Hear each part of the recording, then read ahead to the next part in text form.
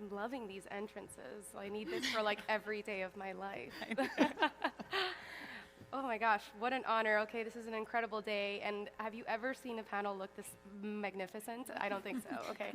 So please give these ladies a round of applause. I have with me here today 5 incredible women in the space and 5 women that are actually featured in the book and are physically here. And I'm going to let them do their own introductions, but I'd like to say that we have here today representation, of course, from this beautiful city of Miami, Paris, Barcelona, London, and New York. All right, so let's get going and let's start. So I would love you ladies to please start by introducing yourselves and tell us a little bit about who you are, what you're doing, and why your city. And Ashumi. Hi, everyone. I'm Ashumi. I'm the founder and CEO of Mad Global. Firstly, I have to say I'm so honored to be here and amongst these fabulous women. When Tarja and Jana asked me to be a part of this initiative, I couldn't have been more humbled. And I'm really excited to be here in person as well. So at Mad Global, we're an innovation-focused creative production agency. We work at the intersection of immersive tech and blockchain. We work primarily with luxury, fashion, art, and collectibles. And outside of my role at Mad, I'm very passionate about sustainability and innovation. And those are the 2 pillars that I have built Mad on. I'm also very passionate about bringing more women and diverse voices into tech. And actually leveraging technologies and also the Web3 to give voice to a lot of different women across different industries. Amazing. Caroline. Hi, everybody. My name is Caroline. I'm the co-founder and CEO of WAGMI Guide and an initiator of the Women in Web3 Travels community. And I'm so happy to be here. I think this is literally my favorite panel so far. I mean, just looking at it. And again, really humbled. Thank you so much. Essentially, what WAGMI Guide is, it's a platform, a mobile platform that helps people to connect to different Web3 and Metaverse events worldwide. And I think, having a platform like that is really important for people globally to find opportunities in this industry, but also to support the underrepresented locations globally. And Thank you just launched 3 days ago. Yes, we have just launched 3 days ago. Awesome. Michelle, our Miami lady, please. Yes. Well, it is so amazing to have everyone here, and welcome to the folks that are new to Miami. My name is Michelle Abbs, and I am the founder and CEO of Web3 Equity. So we are an educational community that is in place to ensure Web3 is gender equitable. And we do that by educating and onboarding women to come into the space and holding our male allies accountable and working with them to understand what their role is.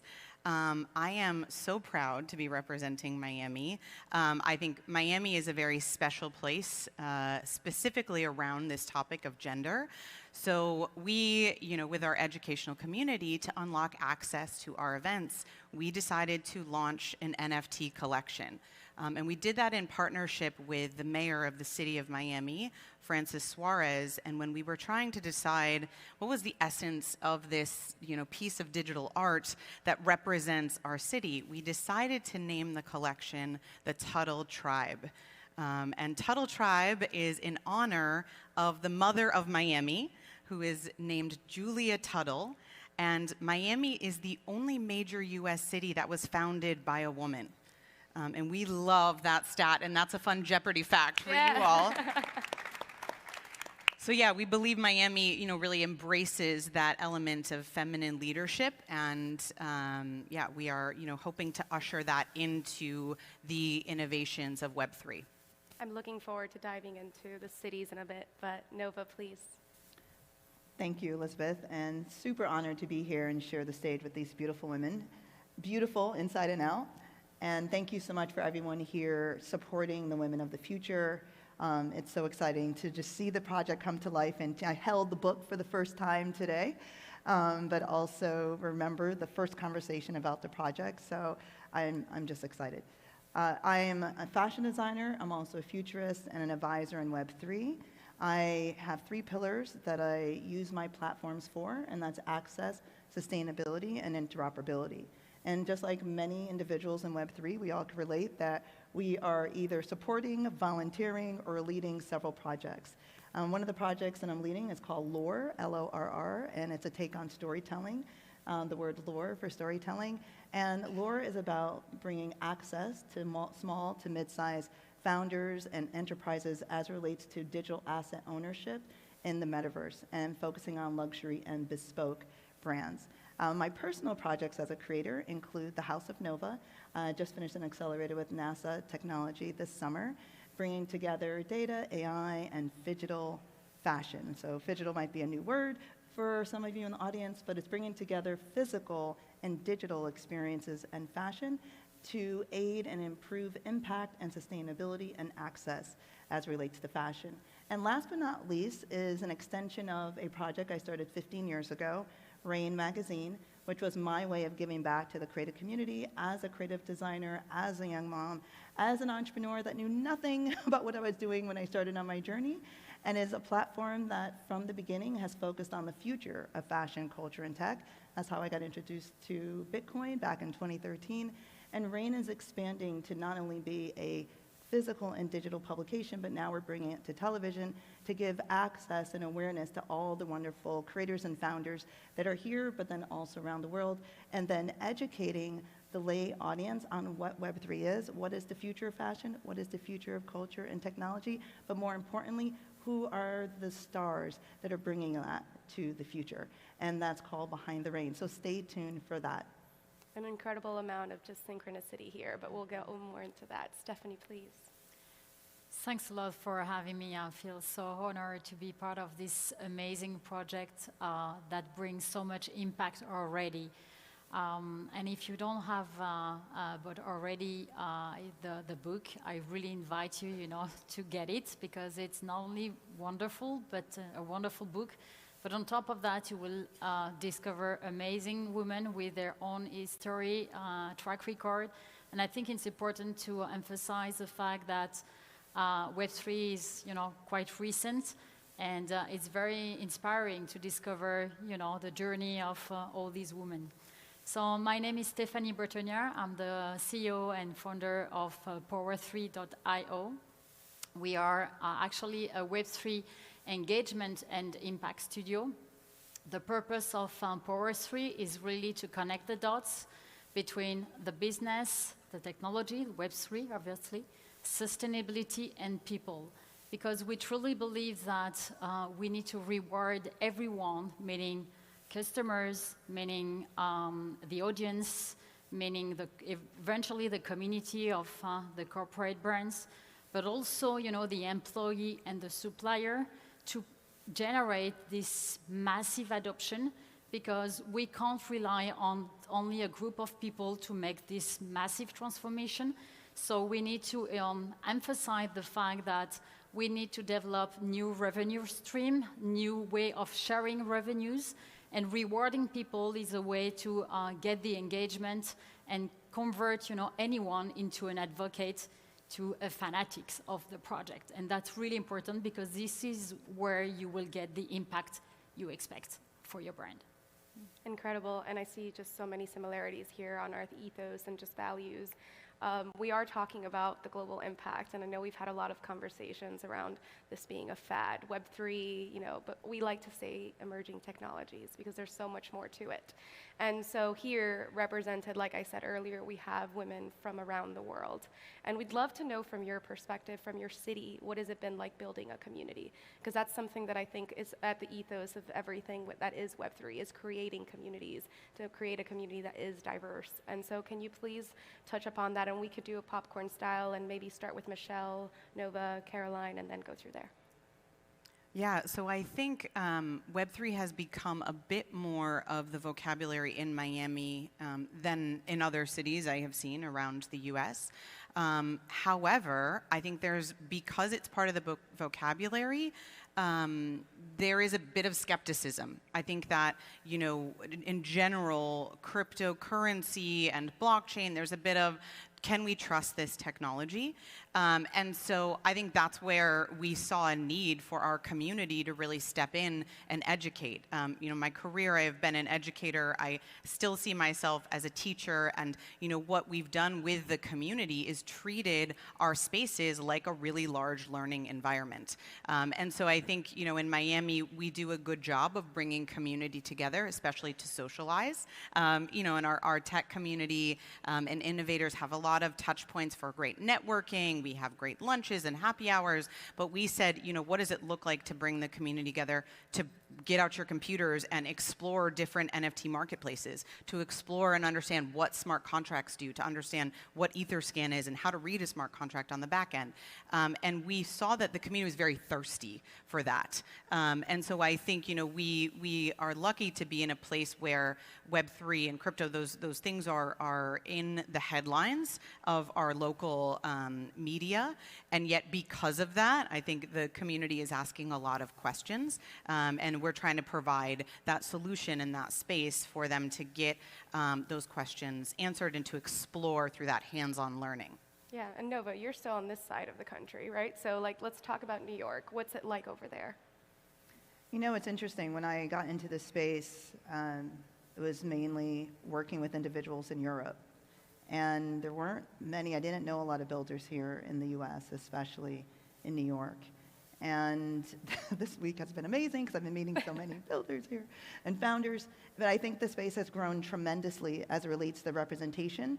I do think the US was a little later in terms of coming on board as it relates to creators and founders. There was, of course, a lot of hype around the DeFi space and crypto. And Miami has done a great job in creating a platform for artists as it relates to putting their work on the blockchain. And so I feel in terms of New York, the awareness is growing. NFT, NYC definitely help with that and sort of putting that city on the map as it relates to a city that's embracing these future technologies and creators, which is sort of what's funneling the excitement and energy in the space. And as it relates to my communities, I launched an NFT project back in March, very naively, like building in this bubble. And then when I launched it to my community, I realized no one knew how to mint on the blockchain. And some of them were in Web3, and I was like, wow. And then I really was empathizing with that. And I wanted to just educate people because it's, you have this great project and people are interested and you want to make impact, but then you had this friction as it related to the technology. And, as an educator and content creator, I said, well, how can I be part of the solution? And so I've produced podcasts in the past, and I said, I'm going to create a podcast specifically for creators in this space. And it's called Crypto for Creators, and it really speaks to the artists and founders and builders and them telling their personal stories, because I feel sometimes you just need to have a use case to inspire the next idea. And then understanding, well, how did they do it? And then also, they're a resource in and of themselves. So we're able to have them share resources that may be new for those that are listening. And additionally, supporting other projects as an ambassador, Astro Sapiens, which is here as well, the Fashion League, either as hosting and supporting their online events or speaking and educating with their communities. We launched an educational workshop series within Lore. So we bring on women because we're super passionate about bringing more women into this space. And we bring on women as the leaders and speakers in these spaces. And we invite everyone. And we do it in a way that's specific to those that are interested in being owners within this digital environment. And those that are in the fashion space or in the retail space. We hear about fashion, we hear about luxury, we hear about these big brands. But then there are all these small to mid-sized business owners and designers and retailers that are hearing the buzz but don't know where and who to turn to. And so we're allowing that access point, through education. And so I love how you mentioned that, because I feel that that's what gives us access. Knowledge is power. If you use the knowledge you gain, or at least pass it on to someone else who will use it. And so however I can use my platforms to share that information, that's what I do. And I think that's how we can grow community. Absolutely, and access to the education itself. Yes. So Caroline, and now we're talking about Barcelona, and you just launched an event-based app, WAGMI Guide. For those of you who don't know what WAGMI stands for. WAGMI stands for We Are All Gonna Make It. So I really hope to connect people to all the events globally. But essentially in Barcelona, I'm originally from Prague, Czech Republic, and I had the privilege to work in an industry that enables me to, choose the location where I will be working from, which is Barcelona, essentially. I think the location is very vibrant. The community is really strong there, but it still has, a long way to go. I think there is still such a big room to grow. And hopefully, what I really love about Web3 is that it's completely borderless. So no matter where you're from and no matter the location, you can actually find yourself and the opportunities to be completely involved in the industry. And I think that's what I'm really passionate about personally.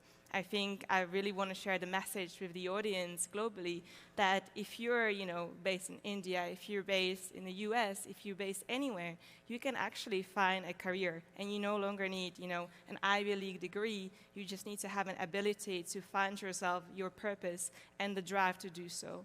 So, Barcelona, New York, anywhere you are, I think the community is vibrant. You can find your place within that, but you can also, find it online, which is essentially, I think, what Web3 is about. Amazing. And I'd like to jump into now a little bit of a shift, why we're here, why we're a woman panel, like this many women on stage. I don't know how often we see this. Obviously, Web3 is a little bit more progressive, I'd say. There's a lot more women, there's a lot more attention on supporting women, but that doesn't mean that we're there. That there's a lot of work to continue to be doing. And so, Ashumi, can you tell us a little bit about what it's been like for you with Mad Global, and how are you supporting, the progress of making sure that this is an equitable Web3? So obviously at Mad Global, the work that we do, we've always had purpose and passion at the sort of core of everything that we bring to the projects and the founders and the creatives that we work with.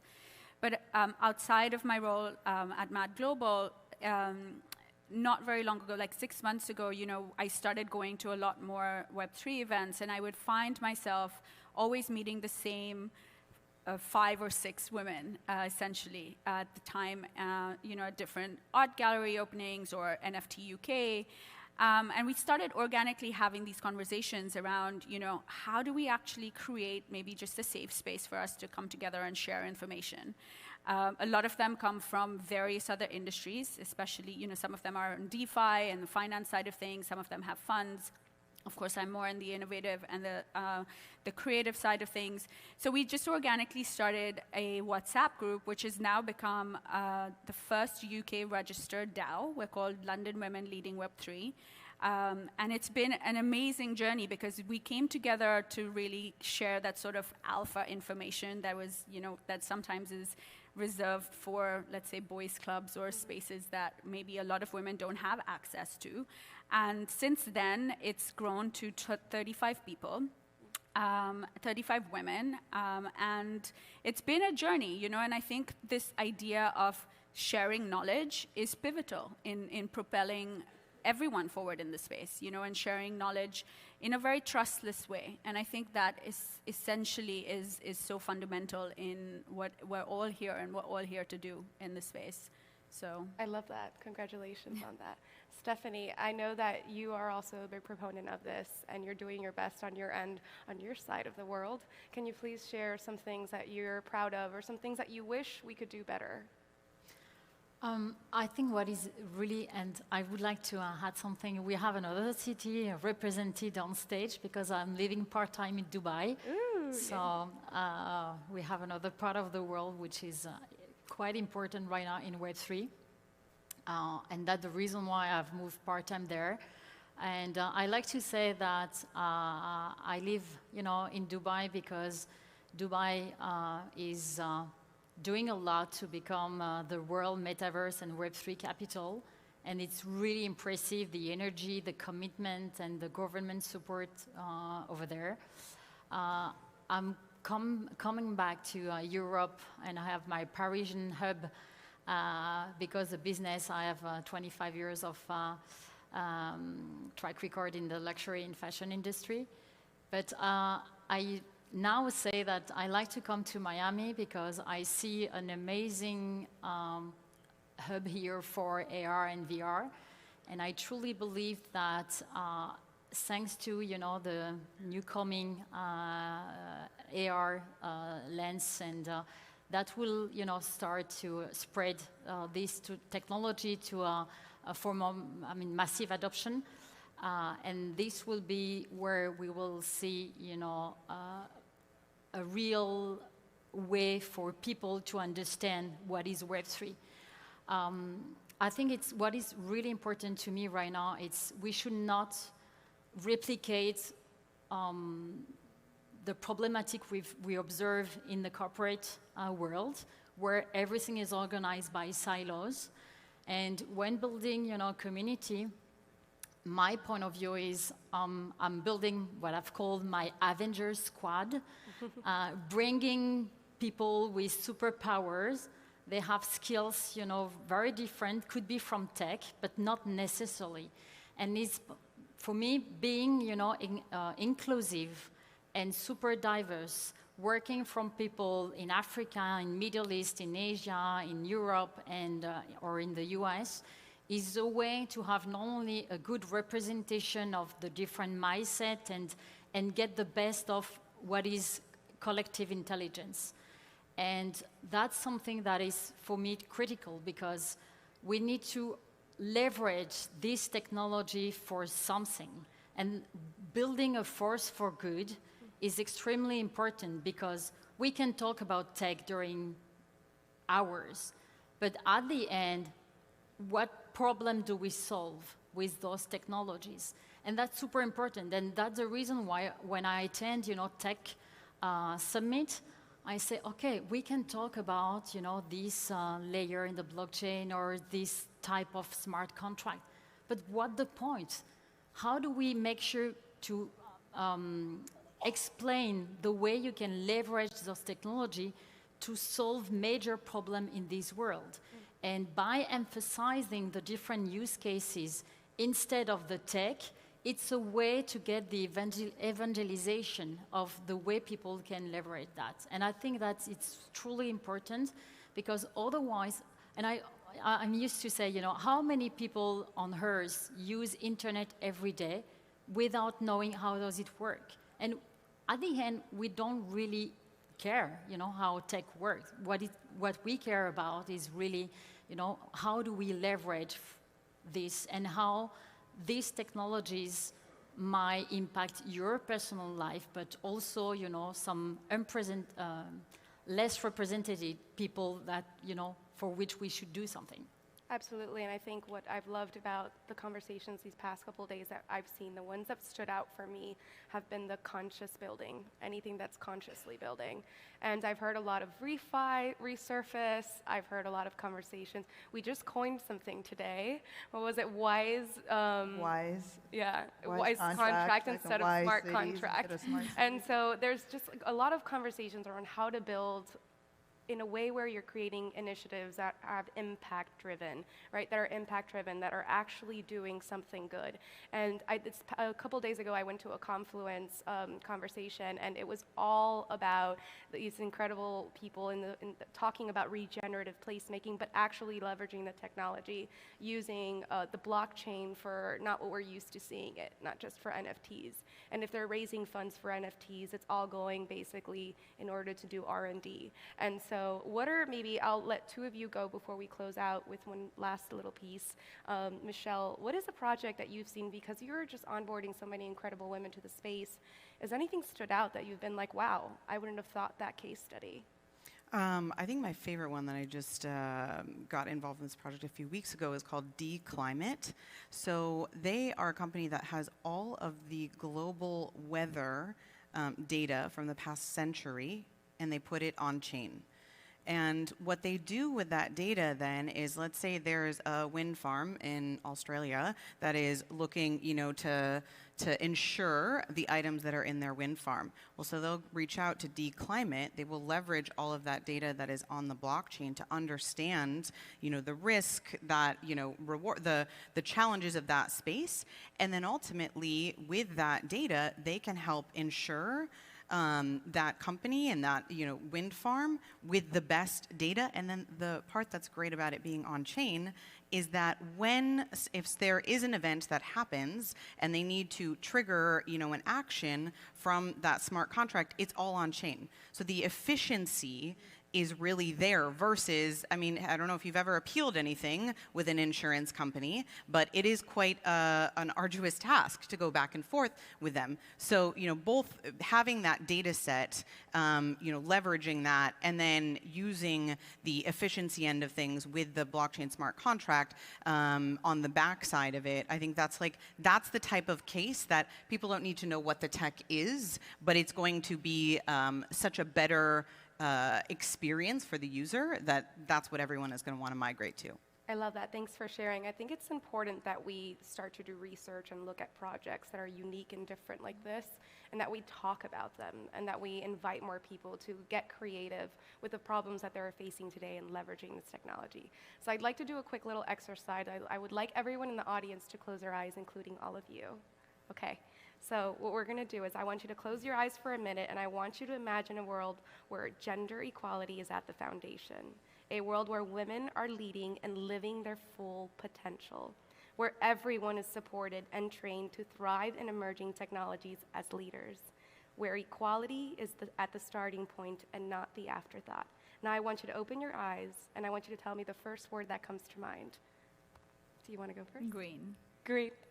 I don't know, I just saw a green world. Thank you. Balance.